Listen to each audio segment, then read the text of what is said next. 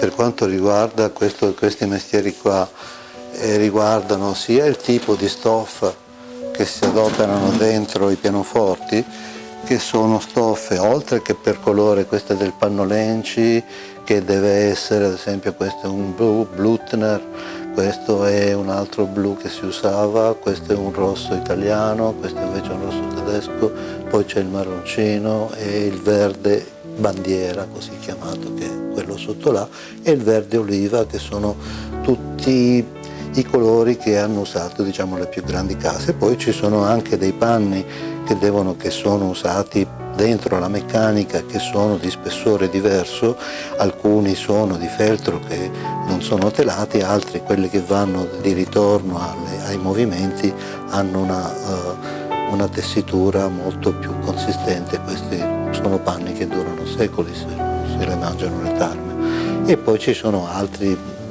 colori, ma sempre tutti quanti devono rispettare una certa durezza. Ci sono parti morbidi e parti dure, come ad esempio i cuscinetti,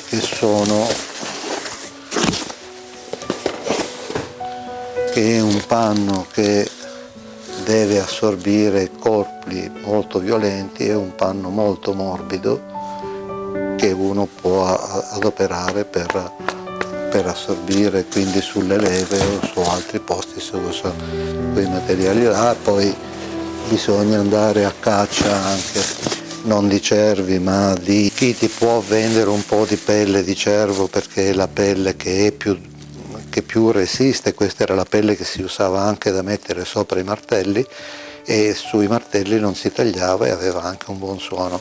Oggi, per poter recuperare qualche strumento, è necessario poter trovare questi materiali, che sono ormai quasi rarissimi e non si riesce a trovarli. Poi ci sono anche parti di pianoforti che sono dei spessori che vanno sotto i tasti, o parti in legno per fermarli. Questi sono dei tondolini di panno che sono molto morbidi. Su questo ci batte il tasto per non fare rumore, e non deve mai modificare il suo spessore, di modo che resti sempre con lo stesso spessore. Poi ci sono parti in legno da trovare per i pianoforti, che possono essere dei cavalletti per pianoforti a coda, possono essere delle aste per gli smorzatori. Questi in particolare sono dello Steinway. Anche questi qua sono dei pezzetti di legno che servono a tenere fermo il martello, e sono anche questi della Steinway. Poi ci sono anche quelli storici, ci sono aste. Questa è l'asta di un pianoforte quasi di 300 anni, quelli che usava Bartolomeo Cristofori, già più o meno avevano questa forma qua, con una forcola qua che si muoveva così, il martello era qua.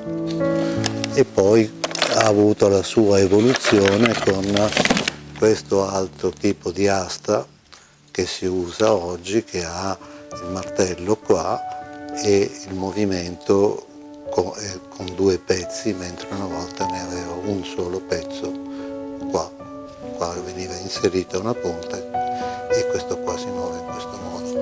L'evoluzione, insomma, ha portato ad avere queste cose qua. Poi, per quanto riguarda le meccaniche dei pianoforti, c'è da dire che il grasso non esiste la grafite.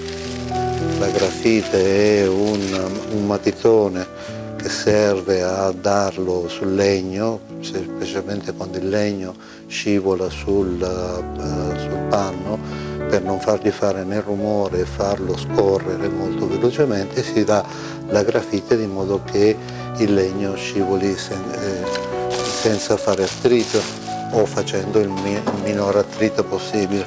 Poi ci sono anche altri componenti dei pianoforti che bisogna andare a trovare che possono essere pezzi di magalite per riparazioni o viti, dove ho dovuto andare in tutte le ferramenta che dismettevano le viti vecchie e farmi una scorta di viti da ogni diametro e ogni forma, materiale, generalmente ferro e ottone.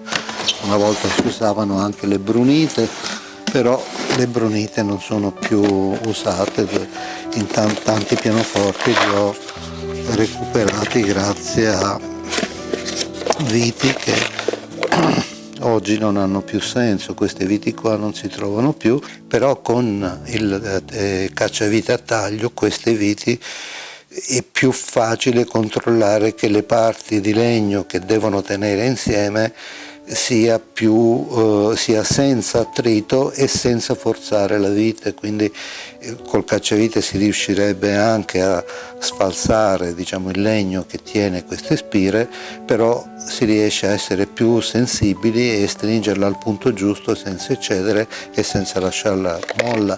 Sui pianoforti tutte le viti sono a taglio e hanno queste caratteristiche qua.